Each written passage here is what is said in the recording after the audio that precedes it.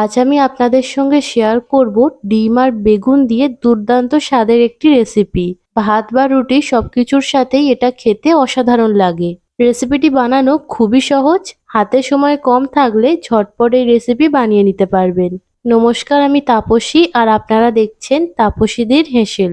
চলুন আজকের রেসিপিটি স্টার্ট করা যাক। আজকের রেসিপিটি বানানোর জন্য নিয়েছি দুটো ডিম আর দুটো বেগুন। প্রথমে বেগুন দুটো কেটে নেব।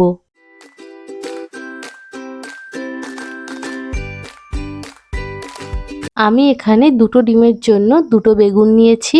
আপনারা আপনাদের প্রয়োজন মতো ডিম আর বেগুনের পরিমাণটা বাড়িয়ে নিতে পারেন। প্রথমে বেগুনটা দু টুকরো করে নিলাম। একটা টুকরো প্লেটে রেখে দিয়ে এখন অন্য টুকরোটা ছোট ছোট টুকরো করে কেটে নিচ্ছি।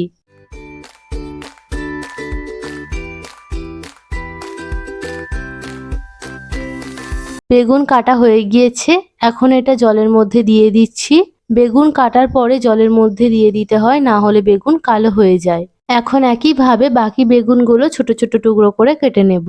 বেগুনের এই রেসিপিটির জন্য বেগুনটা এরকম ছোট ছোট টুকরো করে কেটে নিতে হবে, বেশি বড় বড় টুকরো রাখা যাবে না, কারণ ছোট ছোট টুকরো করা থাকলে এটা খেতে বেশি ভালো লাগবে।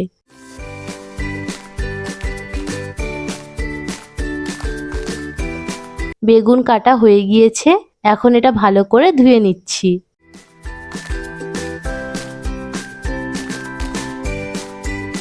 বেগুন ভালো করে ধোয়া হয়ে গিয়েছে, এখন রেসিপিটা বানিয়ে নেব। তার জন্য আগেই গ্যাস অন করে একটা কড়া বসিয়ে দিয়েছি আর কড়াতে দিয়ে দিয়েছি অল্প সর্ষের তেল।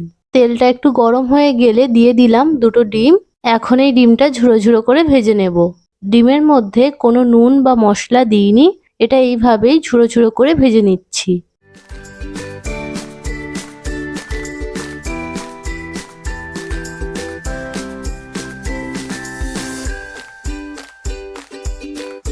ডিম ঝুড়ো ঝুড়ো করে ভাজা হয়ে গিয়েছে। এটা খুব কড়া করে ভাজিনি, হালকা করে ভেজে নিয়েছি। এখন ডিমটা তুলে নিচ্ছি।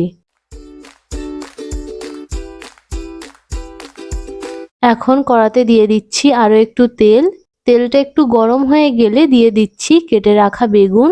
এখন বেগুনটা ভেজে নেব, তার জন্য দিয়ে দিচ্ছি হাফ চা চামচ হলুদ আর সামান্য লঙ্কার গুঁড়ো। বেগুনটা খুব কড়া করে ভাজবো না, হালকা করে ভেজে নেব।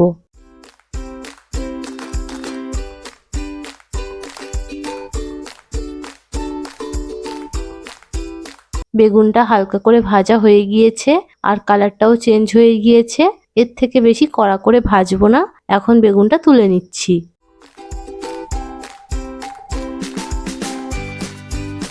এখন কড়াতে আবারও দিয়ে দিচ্ছি অল্প করে সর্ষের তেল। তেলটা একটু গরম হয়ে গেলে দিয়ে দিচ্ছি 1 চামচ রসুন কুচি। এখন রসুনটা একটু ভেজে নিচ্ছি যতক্ষণ না এর কাঁচা গন্ধটা যাচ্ছে।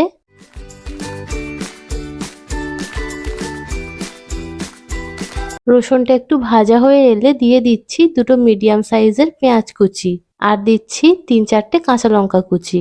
এখন পেঁয়াজটা হালকা করে ভেজে নিচ্ছি।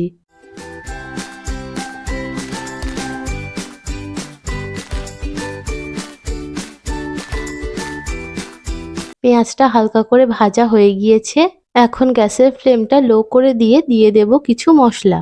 দিচ্ছি পরিমাণ মতো নুন, 1 চা চামচ হলুদ, দিচ্ছি 1 চা চামচ ধনে গুঁড়ো, 1 চা চামচ কাশ্মীরি লঙ্কার গুঁড়ো, দিচ্ছি 1 চা চামচ ম্যাগি মশলা আর সামান্য গরম মশলা। এখন সব মশলাগুলো কষিয়ে নেব। মশলাগুলো যাতে পুড়ে না যায় তার জন্য দিয়ে দিয়েছি সামান্য জল। সামান্য জল দিয়ে মশলাটা কষিয়ে নিলে মশলাটা আর পুড়ে যাবে না, না হলে মশলা পুড়ে গেলে তরকারিটা খেতে তেতো লাগবে।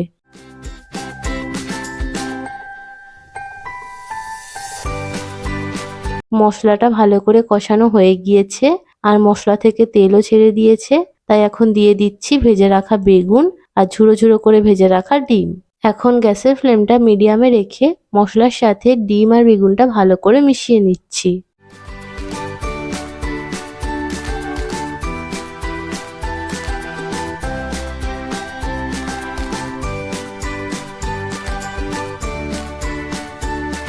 মশলার সাথে ডিম আর বেগুন 1 মিনিট মতো কষিয়ে নেওয়ার পরে দিয়ে দিচ্ছি অল্প জল। যেহেতু বেগুনটা ভেজে রান্না করছি তাই বেগুনটা অর্ধেক সিদ্ধ হয়েই রয়েছে। এখন অল্প জল দিয়ে দিলাম যাতে বেগুনটা পুরোপুরি সিদ্ধ হয়ে যায়। তাই খুব বেশি জল দেওয়ার প্রয়োজন নেই। এখন বেগুনটা একটু নেড়েচেড়ে দেওয়ার পরে এটা 2 মিনিটের জন্য ঢাকা দিয়ে রান্না করে নিচ্ছি। এটা রান্না হতে খুব বেশি সময় লাগে না। 2 মিনিট পরে ঢাকনা খুলে নিয়েছি। দেখুন বেগুনের মধ্যে আর কোনো জল নেই আর রান্নাটাও হয়ে এসেছে।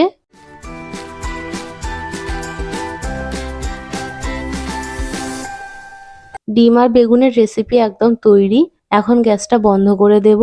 হাতে সময় কম থাকলে ঝটপট বেগুনের এই রেসিপিটা বানিয়ে নিতে পারেন। এটা বানাতে বেশি কিছুই লাগে না। ঘরে ডিম আর বেগুন থাকলেই হয়ে যাবে। ভাত হোক বা রুটি সবকিছুর সাথেই এটা খেতে দারুণ লাগে। ছোট হোক বা বড় এই রেসিপিটি বানিয়ে যাকেই খাওয়াবেন সে বারবার বানাতে বলবে। যারা আমার ভিডিওটি ইউটিউব থেকে দেখছেন তারা প্লিজ চ্যানেলটিকে সাবস্ক্রাইব করে দেবেন। আর যারা ফেসবুক থেকে দেখছেন তারা পেজটিকে ফলো করে দেবেন। ভিডিওটিতে একটা লাইক করে দেবেন আর কমেন্ট করে জানাবেন আজকের ডিম বেগুনের রেসিপিটি আপনাদের কেমন লাগলো। সবাই ভালো থাকবেন। দেখা হচ্ছে পরের ভিডিওতে।